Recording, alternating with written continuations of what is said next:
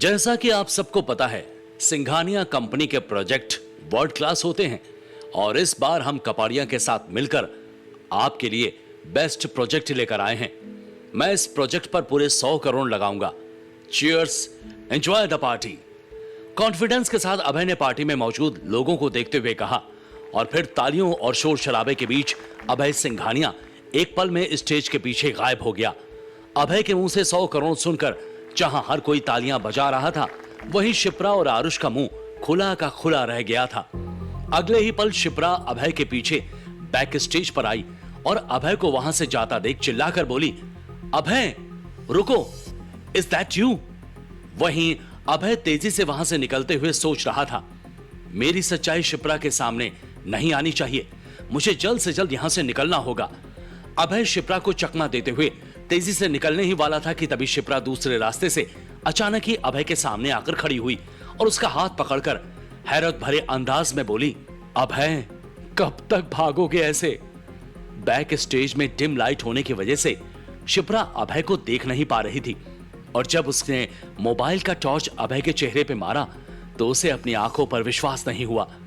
शिप्रा ने उस आदमी को हल्का धक्का देते हुए चिल्लाकर पूछा, कौन हो तुम? तुम तो अभय नहीं हो। असल में शिप्रा ने अनजाने में गलत इंसान का हाथ पकड़ लिया था, जबकि असली अभय भागते हुए पार्किंग एरिया तक पहुंच चुका था। तभी एक स्पोर्ट्स बाइक अभय के आगे आकर रुकी और उस बाइकर ने अभय से बाइक पर बैठने के लिए कहा। तुरंत ही अभय बाइक पर बैठकर पार्टी वेन्यू से दूर चला गया। थोड़ी ही देर में अभय शिप्रा के घर खन्ना हाउस के सामने खड़ा था। अभय ने हेलमेट लगाए उस लड़के से कहा, थैंक यू सो मच, आपने एन मोमेंट पर मुझे बचा लिया, लेकिन आप हैं कौन? वो लड़का बिना कुछ बोले वहां से चला गया और फिर अभय के फोन पर एक नाम फ्लैश हुआ, जिसे देखकर अभय की आंखों में चमक और होठों पर मुस्कान फैल गई। उसने फोन उठाकर कहा, एडवोकेट सिन्हा, सालों बाद आप वापस आए और आते ही मुझे फंसाने का प्लान बना लिया। दूसरी तरफ से एडवोकेट सिन्हा ने हंसते हुए कहा, अरे नहीं, मैं तो आपको बचाने के लिए लौटा हूं, जैसे वो बाइक भेजकर बचाया। वैसे आपको पता है ना, आप अपनी असली आइडेंटिटी किसी को नहीं बता सकते हैं, क्योंकि अभय ने एडवोकेट सिन्हा को टोकते हुए कहा, क्योंकि ये राज अगर पापा और मेरे दुश्मनों को पता चल गया तो मेरी जान जा सकती है, जानता हूं मैं। ये कहते हुए अभय अपने कमरे तक पहुंच गया था। तभी एडवोकेट सिन्हा ने कहा, कांग्रेचुलेशन सर, आपके पिताजी की वसीयत अब आपके नाम हो गई है, लेकिन सभी चीजों पर अभी आपको एक्सेस नहीं मिला है। उसके लिए आपके पिताजी ने कुछ कंडीशंस बताई हैं। अभय ने हैरानी से पूछा, कैसी कंडीशंस?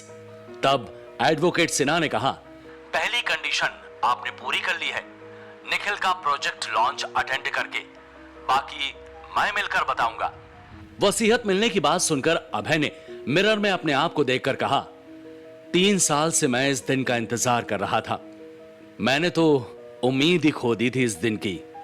तभी दूसरी तरफ से एडवोकेट सिन्हा की आवाज आई, हेलो, आप सुन रहे हैं? अभय ने तुरंत कहा, हाँ, मैं आपसे जल्दी मिलूंगा। बोलकर अभय ने फोन काटा ही था कि उसे शिप्रा की गाड़ी के आने की आवाज सुनाई पड़ी। तुरंत ही अभय ने अपने पुराने कपड़े पहने और सोने का नाटक करने लगा। पार्टी से घर आने पर शिप्रा बौखलाई हुई थी। मेरा निकम्मा पति और एक चीफ गेस्ट अभय सिंघानिया, बिल्कुल वही शक्ल और वही आवाज, कैसे? बड़बड़ाती हुई शिप्रा कमरे में दाखिल हो गई, पर जब शिप्रा ने अभय को कमरे में सोते हुए देखा तो उसे अपनी आंखों पर यकीन ही नहीं हुआ। उसने अभय को जगाते हुए पूछा, अभय, तुम सोने का नाटक कर रहे हो ना? अभी तो तुम पार्टी में अभय सिंघानिया बनकर आए थे और इतनी जल्दी यहां आकर सो भी गए। अभय ने आंखें मलते हुए शिप्रा से कहा, क्या बोल रही हो तुम? कुछ समझ नहीं आ रहा है, सोने दो ना मुझे। बोलकर अभय ने फिर से सोने का नाटक किया, पर तभी शिप्रा ने अभय को दोबारा जगाते हुए कहा, पहले तुम अपनी असलियत बताओ, तुम हो कौन? अभय ने दूसरी तरफ मुंह फेर लिया और शिप्रा से कहा, I guess you are drunk Shipra, सो जाओ ना। शिप्रा बुरी तरह से कंफ्यूज्ड हो गई थी और इसी कंफ्यूजन के साथ वो सोने चली गई। अगली सुबह एक गाड़ी की जोरदार हॉर्न की आवाज से अभय की आंख खुली, साथ ही उसे शिप्रा चिल्लाने की भी आवाज सुनाई दी। अभय घबराकर उठ खड़ा हुआ और खिड़की के पास खड़ी शिप्रा को देखकर बोला, क्या हुआ शिप्रा, तुम ठीक तो हो ना? ये पूछते हुए अभय शिप्रा के पास जाता, उससे पहले ही शिप्रा भागती हुई नीचे गई। अभय ने खिड़की से नीचे झांका तो उसकी नींद एक पल में खुल गई।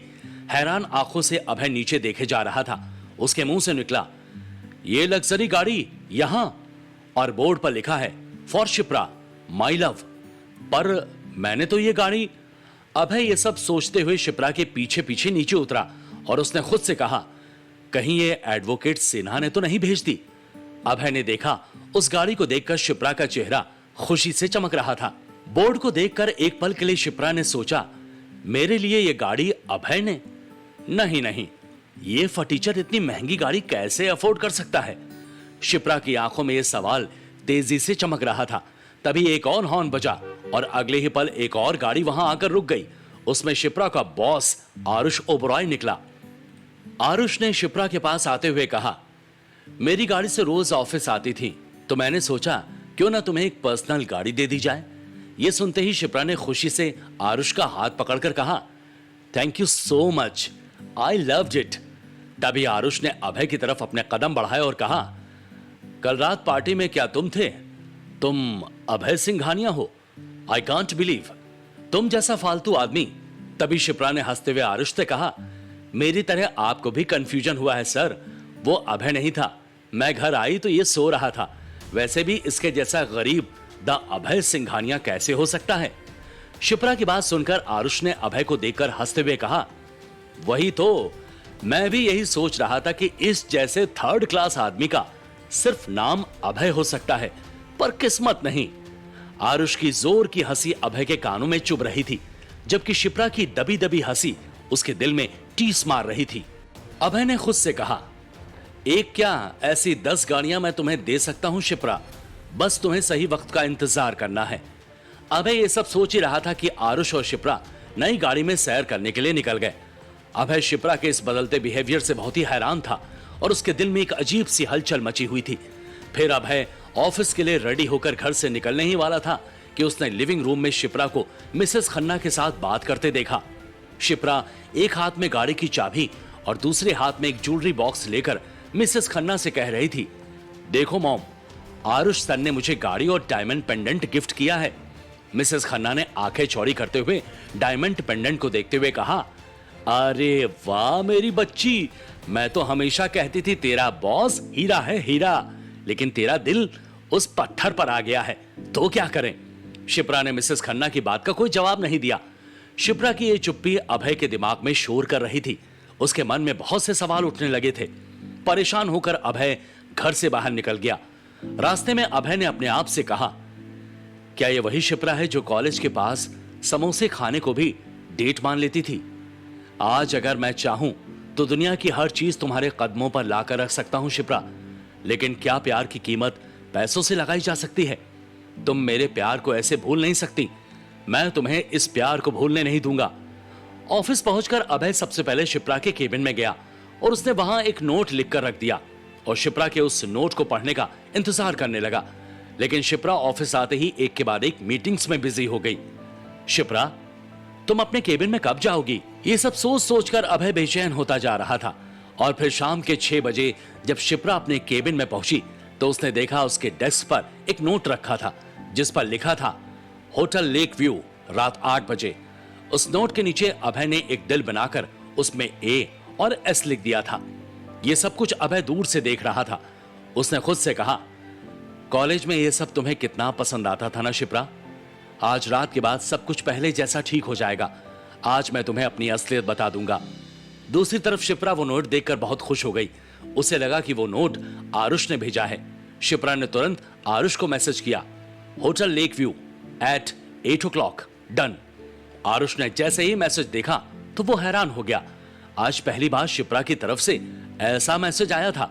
उसने भी तुरंत डन लिखकर मैसेज भेज दिया। रात को 8 बजे अभय लेक व्यू होटल के एक कॉर्नर टेबल पर बैठकर शिप्रा के आने का इंतजार कर रहा था। शिप्रा एक खूबसूरत ब्लू कलर की लॉन्ग ड्रेस पहने होटल में आ गई। अभय ने शिप्रा को देखकर खुद से कहा, सरप्राइज की खुशी तुम्हारे चेहरे पर झलक रही है शिप्रा। अब टाइम आ गया है एक और सरप्राइज का। अभय के प्लान के मुताबिक एक वेटर शिप्रा के आते ही उसके पास गया और बोला, ma'am, enjoy the evening, top floor, room number 1001। बोलते हुए वेटर ने शिप्रा को एक बड़े से बुके के साथ एक चाबी पकड़ा दी। शिप्रा के चेहरे पर बहुत दिनों बाद ऐसी रौनक आई थी जिसे देखकर खुश होता अभय शिप्रा के पास जाने के लिए आगे बढ़ा ही था कि तभी उसने देखा कि शिप्रा किसी को गले लगा रही थी। शिप्रा जोर से आरुष से लिपट कर बोली, Aarush sir, thank you so much for this lovely evening. Aarush को शिप्रा के साथ देखकर अभय एक पल के लिए अपनी जगह पर बर्फ की तरह जम गया था।